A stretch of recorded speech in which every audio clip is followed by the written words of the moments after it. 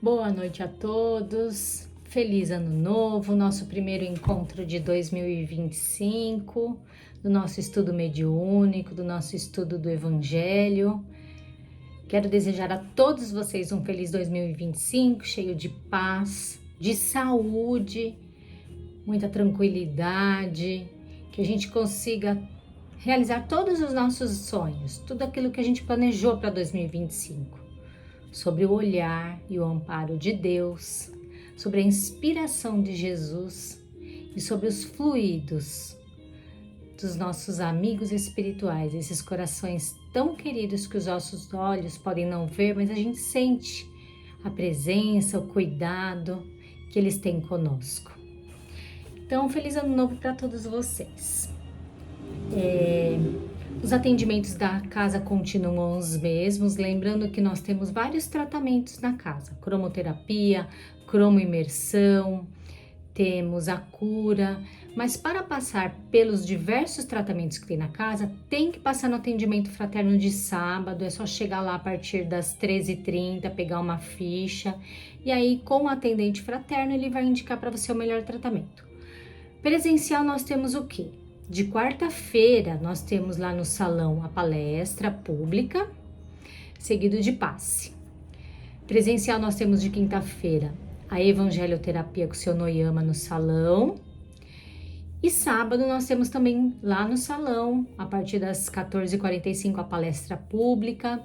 Já tem o passe acontecendo, porque o horário do passe foi estendido das 14 às 17 e os diversos tratamentos acontecendo, tá bom? Quero lembrá-los que dia 11 de fevereiro vai inaugurar online, de forma totalmente online, quinzenal, às terças-feiras, 20 horas, o nosso estudo do NEP, de Saulo a Paulo.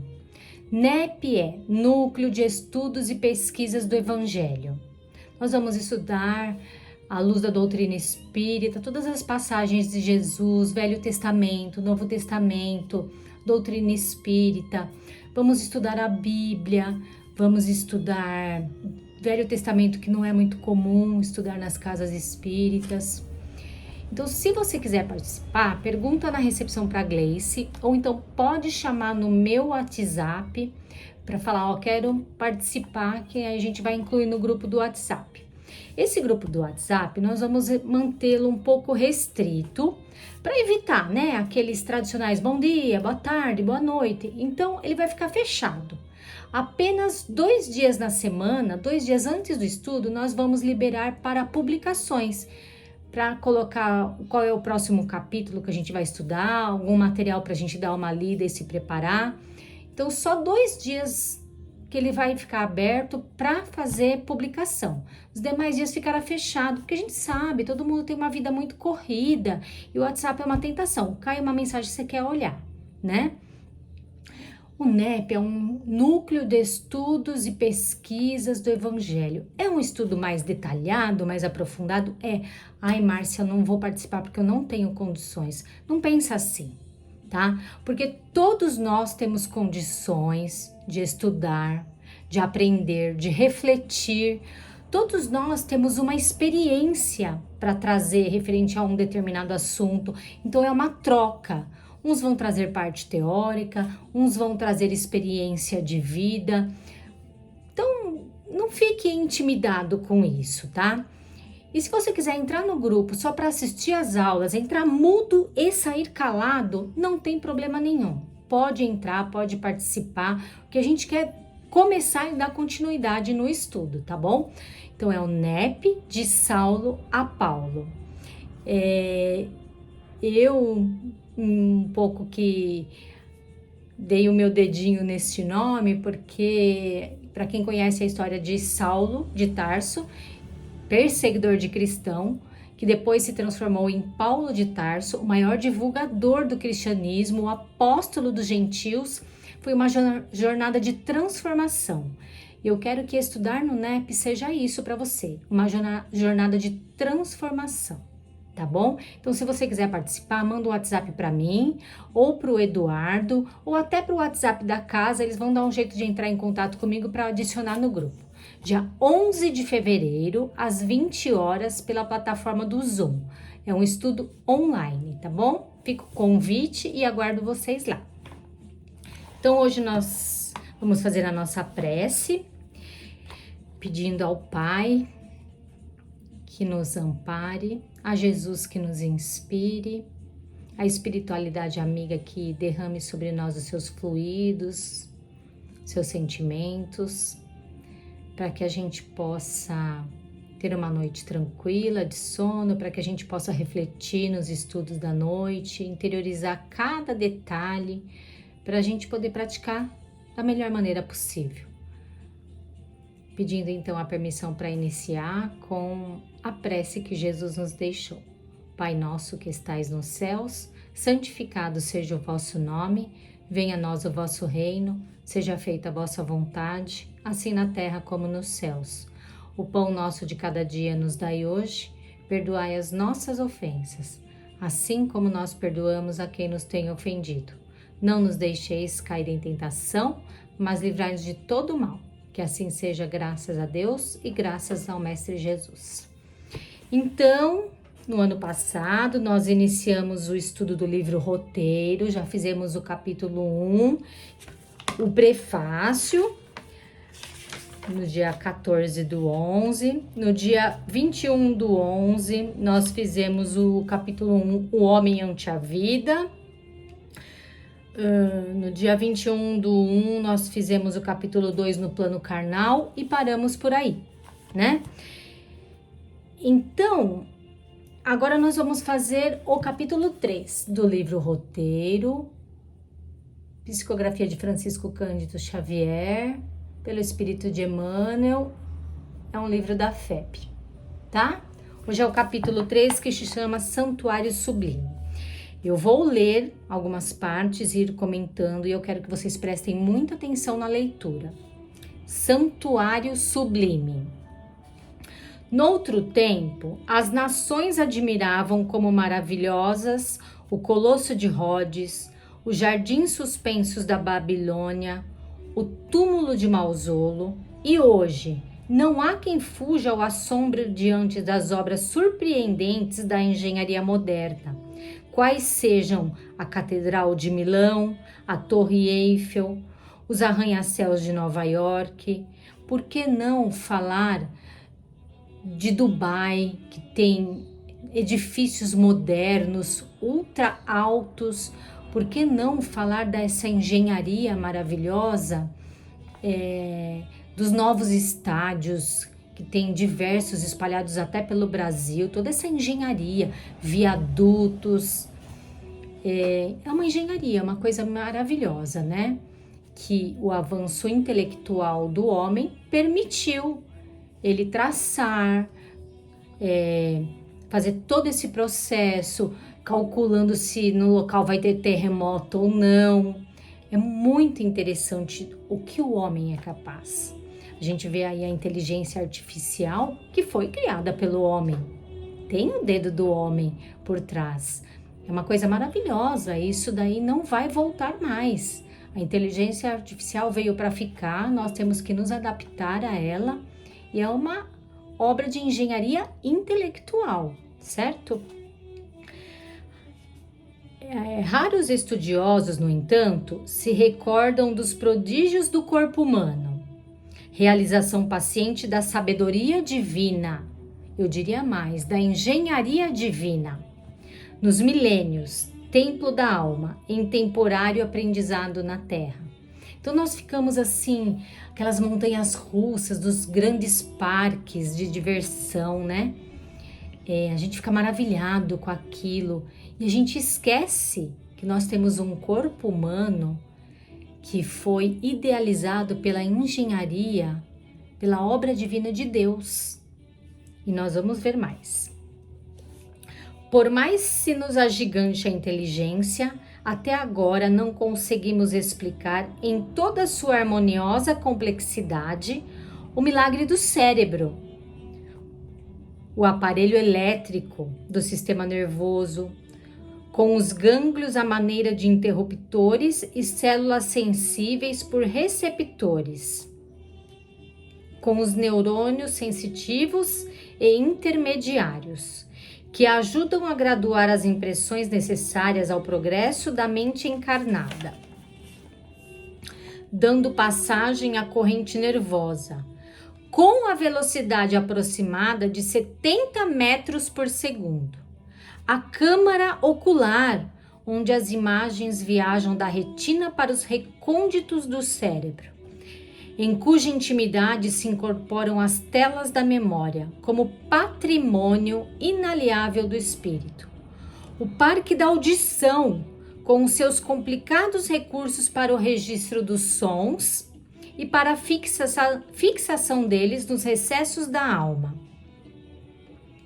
O centro da fala, essa sede miraculosa do gosto nas papilas da língua, com um potencial de corpúsculos gustativos que ultrapassa o número de 2000.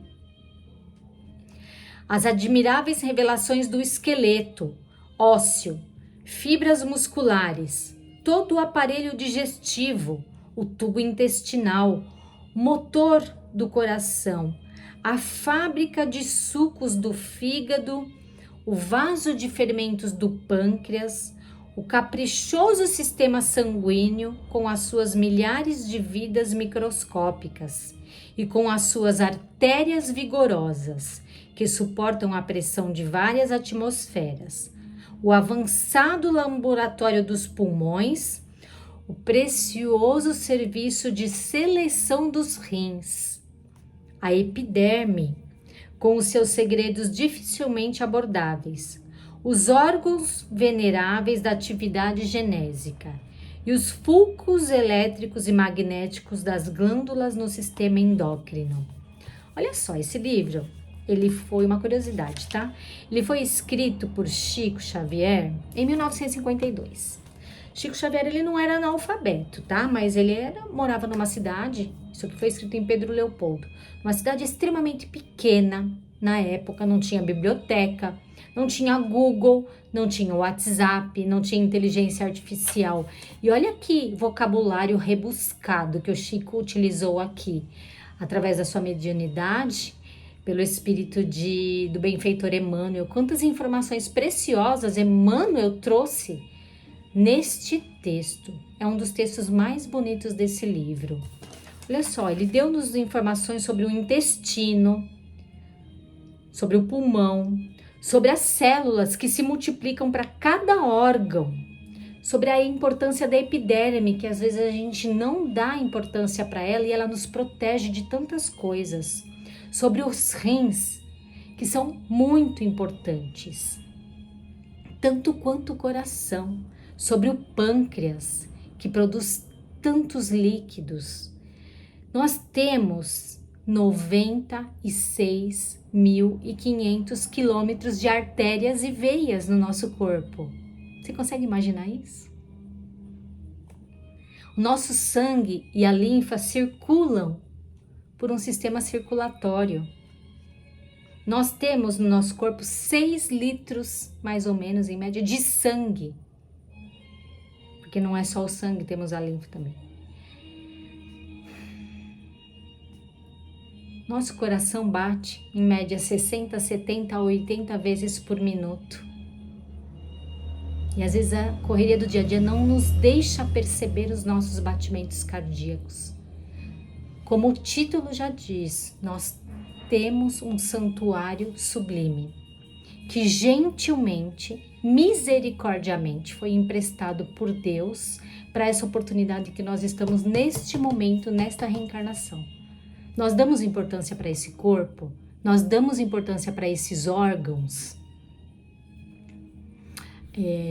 Os congressos médicos da AME, a Associação Médico Espírita, estão cada vez mais interligando nesses congressos o quanto a medicina e a ciência está chegando no espírito para cuidar daquilo que a gente tem ouvido tanto falar, mente, corpo, né, e espírito.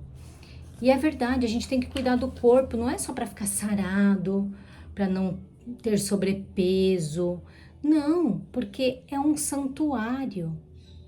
Nós não temos ideia do planejamento reencarnatório e da obra, da engenharia nas esferas espirituais para planejar esse corpo e esta nova reencarnação.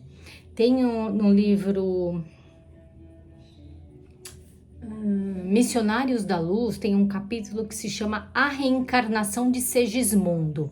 E se você procurar na internet, no YouTube, tem vídeos do projeto Imagem, A Reencarnação de Segismundo. Lá tem um pouco dessa engenharia do que é um planejamento reencarnatório, do que a pessoa vai carregar, da escolha do pai, da mãe, da escolha do corpo, se ela vai ter alguma limitação física ou não, qual é o processo de alguma enfermidade que ela vai passar no futuro ou não. É uma engenharia divina, uma obra divina. A gente dá valor para esses órgãos, a gente está cuidando direito desses órgãos. Todos vamos desencarnar, isso é certo.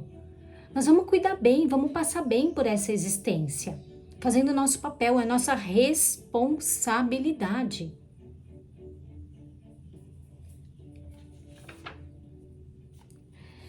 Porque nesse texto aqui, o que está acontecendo? O Emmanuel, ele está nos convidando para olhar para o nosso corpo enquanto espíritos imortais. Porque hoje nós estamos nessa reencarnação com este corpo.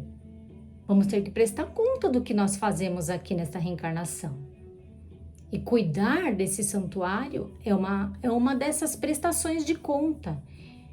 E na próxima reencarnação, no nosso próximo planejamento, o que isso vai contar a nosso favor, né? Sem dizer que este corpo, ele é um talento que nós recebemos. E nós temos que colocar à disposição os nossos talentos, de servir, de trabalhar, de ajudar outras pessoas. Então, se a gente não cuida do corpo, não está bem fisicamente, a gente não pode fazer essas atividades, inclusive servir. Esse texto, ele tem assim, eu vou continuar, tá? Com o corpo humano, temos na Terra o mais sublime dos santuários e uma das super maravilhas da obra divina. Da cabeça aos pés, sentimos a glória do Supremo Idealizador, que, pouco a pouco, no curso incessante dos milênios, organizou para o espírito em crescimento o domicílio da carne, em que a alma se manifesta. Maravilhosa cidade estruturada com vidas microscópicas, quase imensuráveis. Por meio dela, a mente se desenvolve e se purifica, ensaiando-se nas lutas naturais e nos serviços regulares do mundo, para altos encargos nos círculos superiores. A bênção de um corpo, ainda que mutilado ou disforme na terra, é como preciosa oportunidade de aperfeiçoamento espiritual, o maior de todos os dons que o nosso planeta pode oferecer. E isso está dentro do que eu acabei de falar, dentro do planejamento reencarnatório. Olha só, a bênção de um corpo, ainda que mutilado ou disforme na terra, é como uma preciosa oportunidade de aperfeiçoamento espiritual. Porque nós temos alguns estudos, algumas perguntas e respostas do livro que não é linear, não acontece isso com todo mundo, mas vamos supor que um espírito, em várias reencarnações, em várias oportunidades que ele teve, ele se suicidou. Então, numa reencarnação compulsória, planejada até por outros espíritos, porque às vezes aquele espírito ele não tem condição de ajudar no seu planejamento reencarnatório, e outros espíritos com condições de ajudar nesse planejamento, orientaram que ele devia reencarnar, às vezes ele nem quer, mas orientaram que ele devia reencarnar, mas privado, por exemplo, de mãos, de braços, para que ele não corra um risco, a tentação de se suicidar de novo. É isso que está falando aqui. Mesmo que mutilado, é uma preciosa oportunidade de aperfeiçoamento espiritual. Mesmo que a pessoa, ela pode ter feito mal, ter assassinado várias pessoas, então ela vir privada de de movimentação, por exemplo, de algum órgão que ela possa se movimentar, que ela possa cometer o mesmo erro outra vez. Então, no planejamento reencarnatório foi decidido isso, que ela estaria privada de movimentação, de um órgão, entendeu? Mas mesmo assim, é algo maravilhoso ela estar reencarnada neste corpo, porque o resto está funcionando perfeitamente. Então, é uma oportunidade de aperfeiçoamento espiritual. Então, se ela conseguiu passar por essa reencarnação, vamos supor, sem os braços, mas passou, não conseguiu se suicidar, ela já se aperfeiçoou um pouquinho. Na próxima, ela já vai vir um pouquinho melhor. Começar de novo, degrau por degrau, a sua evolução. Porque Deus nos criou para sermos felizes. Deus nos criou uma potência que temos muito a realizar. E Ele não desampara nenhum dos seus filhos. Ele sabe exatamente do que precisamos. E Ele dá muitas oportunidades para nós. Se a pessoa se suicidou em várias vidas, mesmo assim ela ainda, em algum momento, ela vai ter uma oportunidade de reencarnar para começar seu novo crescimento espiritual. Até agora, de modo geral, o homem não tem sabido colaborar na preservação e na sublimação do castelo físico. Olha só as palavras que Emmanuel utiliza nesse texto. O título fala santuário sublime. Aqui fala que temos na Terra o mais sublime dos santuários e uma das super maravilhas da obra divina. Aqui está falando que o homem não tem sabido colaborar no seu castelo físico.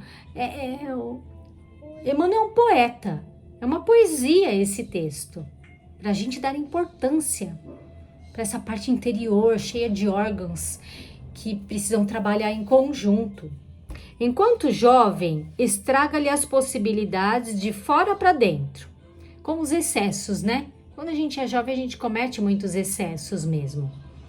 Desperdiçando-as impensadamente e tão logo se vê prejudicado por si mesmo ou prematuramente envelhecido, confia-se à rebelião, destruindo-o de dentro para fora, a golpes mentais de revolta injustificável e desespero inútil. Às vezes, pela nossa imaturidade, na juventude ou em outro momento da vida, cometemos excessos de comida, de bebida, de droga.